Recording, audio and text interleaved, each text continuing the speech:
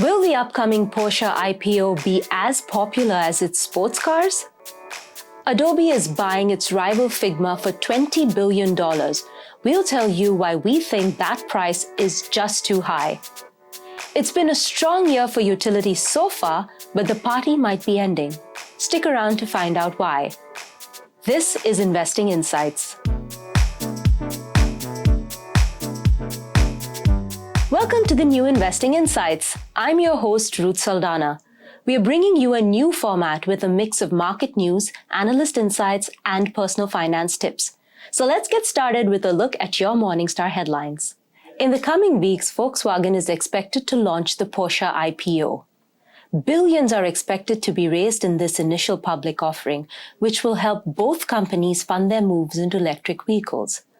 Now, Porsche sold a record number of cars in 2021, despite global market challenges. And sales also look good this year. But investors are questioning the deal's timing as inflation batters global markets and Europe faces a looming energy crisis. In addition, the same CEO is leading both Volkswagen and Porsche, and that's raising conflict of interest concerns. Richard Hilgert is a senior equity analyst for Morningstar Research Services. He says he's concerned about the timing of the Porsche IPO and the current management structure, although he is a fan of the special dividend that Volkswagen intends to pay out and the use of the IPO proceeds to help finance the push into electric vehicles. He notes that automotive sector market valuations have been hurt by factors like the possibility of a recession, the chip shortage, and the Ukraine crisis. The equity analyst thinks that there's a high likelihood that the IPO will be completed. You can read more about this at the link in the show notes.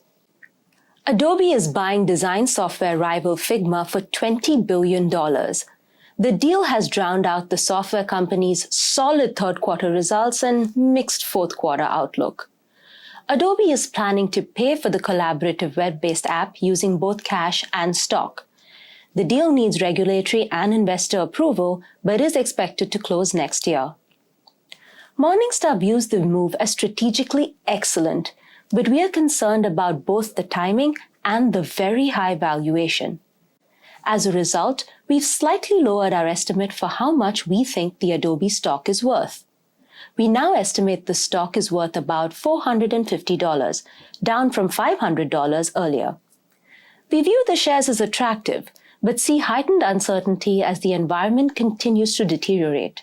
Plus, the Figma acquisition muddies the financial picture further. Adobe noted solid demand throughout the quarter from individuals, small and mid-sized businesses, and enterprise customers as Adobe expands its portfolio for digital media and digital experience.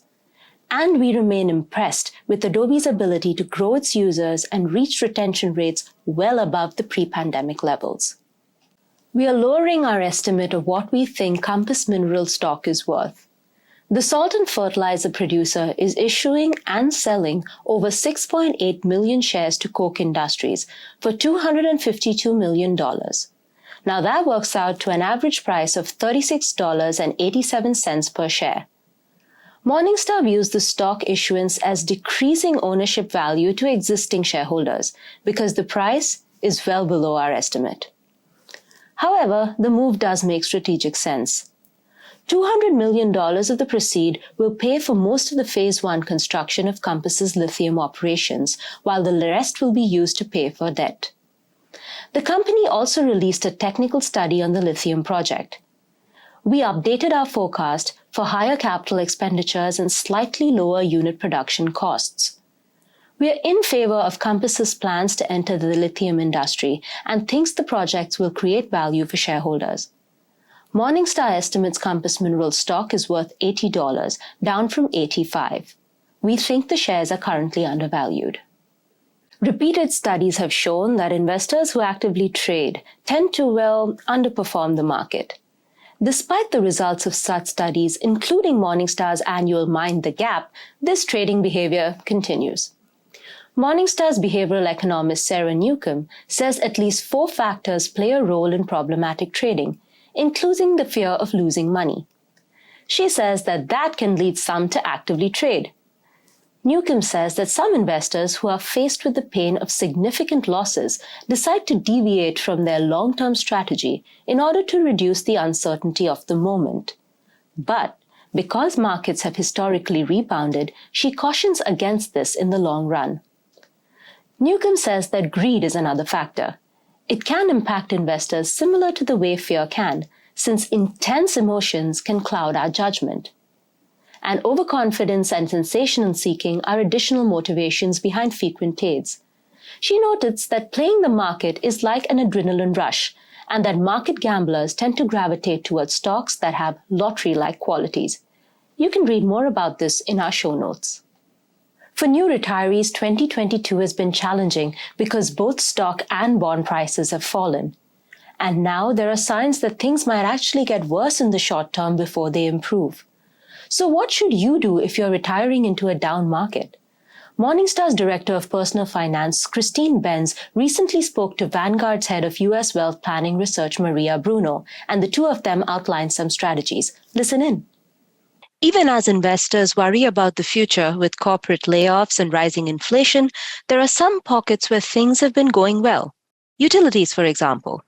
It's been a strong year for utilities stocks, as investors have flocked to these dividend-paying names despite the fact that they started 2022 expensive.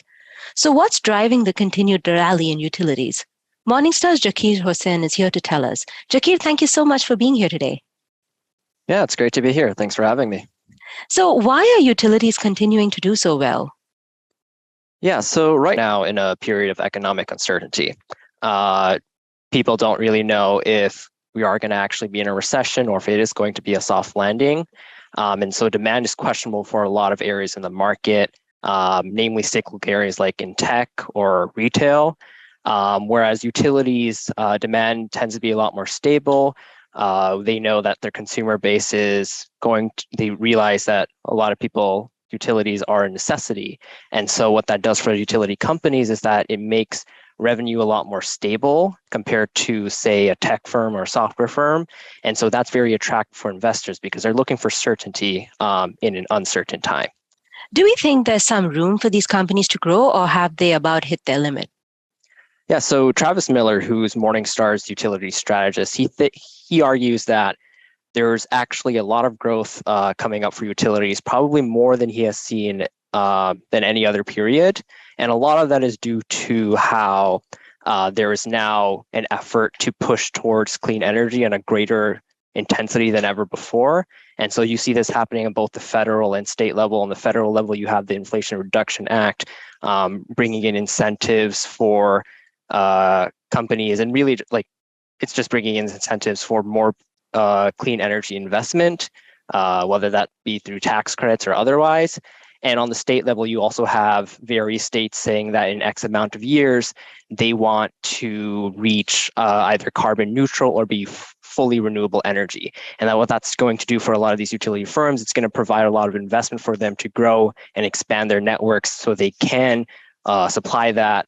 And we haven't really had that as a catalyst to this level in any other period.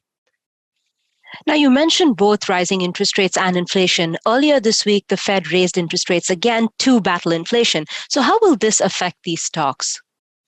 Yeah, so interest rates and inflation are probably two of the largest long-term risks that we see happening for utilities companies. And they're they're two sides of the same coin. The Fed is raising rates to bring down inflation, and both of those hurt utility companies on a much more fundamental level than you would probably see in any other area of the market. And a lot of it has to do with the fact that depending on the state, utility firms have an upper limit to how much they can charge consumers for services. And so while say for like grocery stores or retailers, they can increase prices to help offset their rising costs from inflation by making the consumer pay more, there's a limit to how much regulators will allow utility companies to pass on their increased costs to consumers. And so, they can't go higher than that upper limit that's set by regulators, and their costs can only keep going up. And on top of that, on the interest rate side, a lot of these companies are highly leveraged. Miller says that utility companies are probably the most leveraged businesses after banks. And so as interest rates rise, they're taking out a lot of loans to keep their businesses running. That's just going to, higher interest rates are just going to increase their interest costs as well. So with all this said, do we have any buys in the space right now? Yeah, so right now, the sector is probably the most overvalued sector that we have, that we see in the market. It's currently trading at an average 8% premium to Morningstar fair value estimates. There's really only one stock that we actually see as undervalued among all the utility stocks that we cover, and that's Nisource. It's currently rated as a 4-star stock, so it's trading about at a 10% discount to its fair value. There are two other stocks that Miller highlights as potential, like they're basically trading at a fair value. And so that's Dominion Energy, which is the only wide moat utility company in our coverage list. And that's largely due to the fact that it has a liquefied natural gas exporting facility. And they also have a lot of regulatory support. So as they, invest towards clean energy, that's going to help them grow further. And the other pick would be Edison International, also trading in a range that they see as fairly valued. It doesn't have any direct exposure to fossil fuels, and it's going to benefit again towards the push towards clean energy, especially as industries, as electric vehicles take off and will rely on those utility companies to help power them. Great. Thank you so much for joining us with your perspectives, Jakir. Thanks for having me. For new retirees, 2022 has been challenging because both stock and bond prices have fallen. And now there are signs that things might actually get worse in the short term before they improve. So what should you do if you're retiring into a down market? Morningstar's Director of Personal Finance, Christine Benz, recently spoke to Vanguard's head of U.S. Wealth Planning Research, Maria Bruno, and the two of them outlined some strategies. Listen in. Hi, I'm Christine Benz for Morningstar. For new retirees, 2022 has been a challenging year in that we've had falling stock and bond prices. Joining me to discuss some strategies that new retirees should bear in mind in this environment is Maria Bruno. She's head of U.S. Wealth Planning Research for Vanguard. Maria, thank you so much for being here. Hi, Christine. Thanks for having me. Great to have you here. So this year has been incredibly challenging for retirees. I think many of them have heard of the virtue of perhaps drawing in spending, reducing spending during this period. Can you talk about the benefits of reducing spending in periods in which your portfolio has declined and how people should think about that? Yeah, we talk a lot about that with investing in terms of focusing on the things you can control. Spending is certainly one of those when you think about the discipline part of it. But it can be hard for retirees when you think about what they're spending on. I think the first thing would be to look at discretionary versus non-discretionary spending. Are there any you can flex on those nice to have expenses? Those would be the first place to look at in terms of flexibility. And I think this is a year where that flexibility is really being stress tested. We talk about rules of thumb a lot in terms of spending rates, and they are just that. So for many individuals, when the markets are up, we always advise them to really look at their spending and to be thoughtful and to reinvest surpluses to give them a buffer in these types of market environments when we're experiencing volatility. It can give us a little bit of a buffer, kind of a little bit of a floor to give us a little bit more ability to flex in those situations. So think about that, in terms of especially going forward to have flexibility when you can cut back, because then that will give you even more flexibility down the road in those situations where the markets are more uncertain and it becomes more critical to think about spending and focus on meeting those non-discretionary type must-have type expenses. Okay, so I did want to touch on inflation because many people have gotten the message about, yes, it's important to try to reduce my spending if my portfolio balance is down. The question is, with inflation, especially inflation in some of those non-discretionary areas, food and gas prices, for example, people may literally have a difficult time reducing spending. How should people think about that?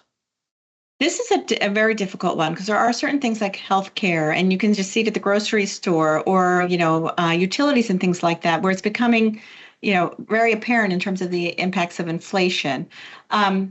For many individuals, some of this is already planned for when they do financial planning, and they think about what their spending can be and what their portfolio sources and non-portfolio sources of income are. So certainly you want to try first, make sure you understand how much you're spending and where that money is going. And then also think about your income sources, right? So one example, maybe we'll talk a little bit more about this, is Social Security. Social Security is indexed to inflation. So those are things that as a retiree you can think about too in terms of what the income sources are, your portfolio income, interest rates, being higher. For bond investors, that's not necessarily a bad thing in terms of income. So it's putting the pieces together and not just focusing on the expenses, but also looking at, okay, what are the income sources and how are they allocated to those expenses? Okay, so you referenced Social Security, Maria, and I did want to dig into that because we had been seeing this trend for the past couple of years at least, where it seemed like people were getting the message about the benefits of delaying filing. A question I think that probably is running across many pre-retiree or retirees' minds is whether, if their portfolio balances are down, should they actually accelerate that claiming decision, maybe file a little earlier than they had expected to? How should they think about those two things, depressed portfolio balance versus that Social Security filing decision? That is a good one, right? So when you look at Social Security and the options around Social Security, and again, these are for situations for individuals who haven't yet claimed, and really thinking through what the value of deferral is. As you've mentioned, I think many retirees are seeing the value of that, meaning for every year after full retirement age that you defer, there's an 8% increase in the benefit, and then it's also inflation adjusted. So there's a very rich, benefit to deferring. So that's terrific. The question then is, okay, well, I need the income. How do I meet my expenses?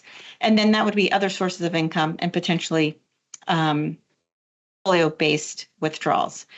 And that may not necessarily be a bad thing.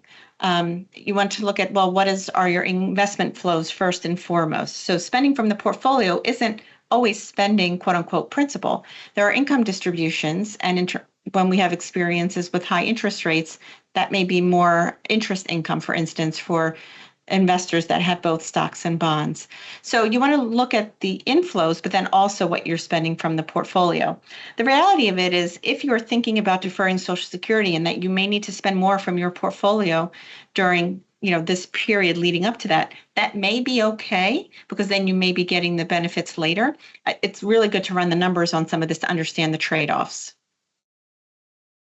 Let's talk about asset allocation, which we've sort of touched on already, but I think that retirees may be feeling really nervous in that they've had the two key portions of their portfolio fall at the same time. So how should people, especially new retirees, approach asset allocation in this environment? I'm sure many of them are pretty attractive to cash, just holding its ground in this environment. But can you talk through some of the key considerations that people should bear in mind when setting that asset allocation? I think that's more important now than ever before in terms of making sure you have a globally diversified, low-cost portfolio. And how you achieve that is first determining what your goals are, and then asset allocate to that. So for many retirees, you want to make sure you have a globally diversified portfolio, meaning both U.S. and non-U.S. stocks and bonds, because we are a global economy and the markets will perform differently. Cash can play a role, but think about it more in terms of spending. Whether it's near-term spending, it might be okay to have a little bit of a buffer up to a year, 18 months in cash, but anything more than that, you really need to understand that there's an opportunity cost to not being invested in the market, and that will manifest itself over time because the portfolio is not able to keep up with inflation. So cash plays a role, but think about more around principal preservation for short-term goals. Beyond that, you want to make sure you have a well-diversified portfolio and rebalance to that. So sometimes a starting point could be to look at a target date fund. So many of financial institutions, there's a whole array of balanced funds or target date funds. And that can be a good proxy for someone who's heading into retirement, but you really do want to personalize that based upon what your specific goals are and your risk tolerance. Maria, super helpful rundown of some strategies that new retirees should be considering. Thank you so much for being here today. Thank you, as always, Christine. Thanks for having me. Thank you, Christine and Maria. Well, how did you like the new format of Investing Insights? We want to hear from you. email us at podcast@morningstar.com. Also, subscribe to Morningstar's YouTube channel to see new videos about market news, personal finance, and investment picks. Thanks to podcast producer Jake Vankerson, who puts this show together. I'm Ruth Saldana, an editorial manager at Morningstar. Thank you for watching Investing Insights.